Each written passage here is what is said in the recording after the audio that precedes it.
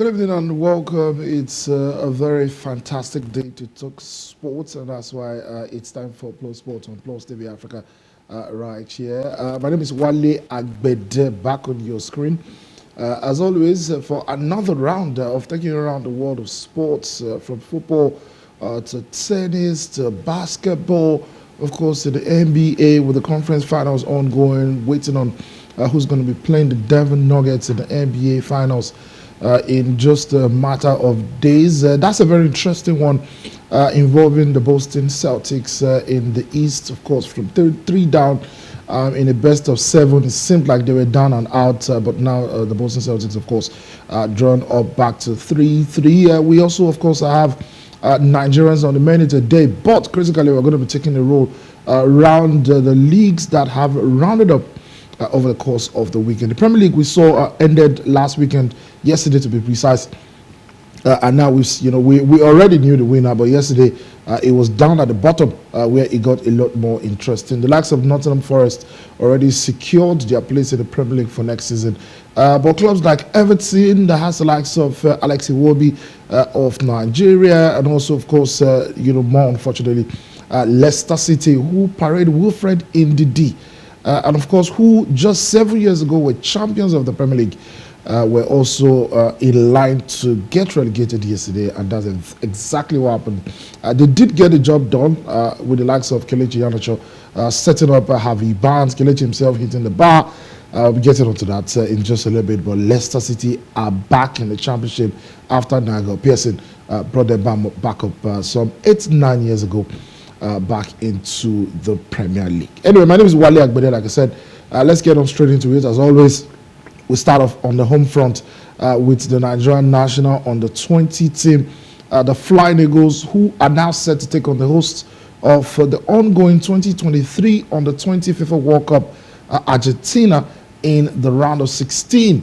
That game comes up on the 31st of May. That's on Wednesday, inside the Estadio San Juan del Bicentenario.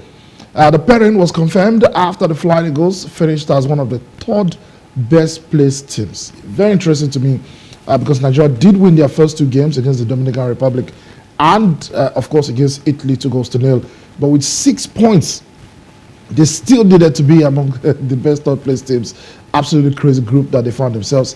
They opened their campaign, like I said, 2-1 against the Dominican Republic, 2-0 against the Italians, but they lost 2-0 against Brazil on Saturday, and that's why they ended up on 6 points. Normally, 6 points will get you through any competition that you have to go through group stages, but the Flying Eagles needed to be amongst the best third place teams, and now they will face Argentina, who finished top in Group A with 9 points from their 3 games in the group stages.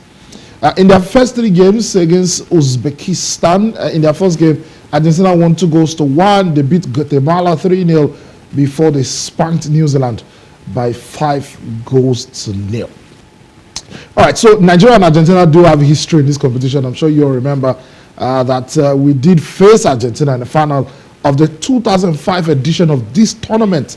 We lost 2-0 against a Lionel Messi-inspired Argentine team. We had a lot of players in now on the 20 team that I'm sure that many of you watching me right now can relate with. There was Taitawa, left back, who was named the third best player of that competition. There was, of course, John Obi Mikel, who would eventually go on to captain the Super Eagles. He was the second best player in that tournament. Lionel Messi, of course, whom we still see today has won 7 Ballon d'Or titles, was named the Golden Ball winner of that competition. A couple of other players, Olufemi Ajilore, midfield, we had Ambrose Van Secken in goal. There was also Chinedu Obuke, who was playing in front for us. Did go on to enjoy a very interesting career in Germany with Hoffenheim and Schalke 04. But it was a game, it was a competition that a lot of Nigerians thought that we did play well. Maybe we deserve to win.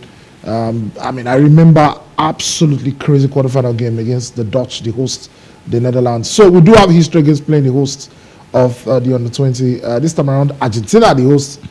But our history with Argentina in age-grade competitions haven't been so great. Don't forget that in the Olympics in 2008, we did eventually lose out to Argentina again again inspired by Lionel Messi and the likes of Angel Di Maria in the final. Anyway, let's see how it pans out for the Flying Eagles on Wednesday. Watch out for that one. Promises to be an interesting watch.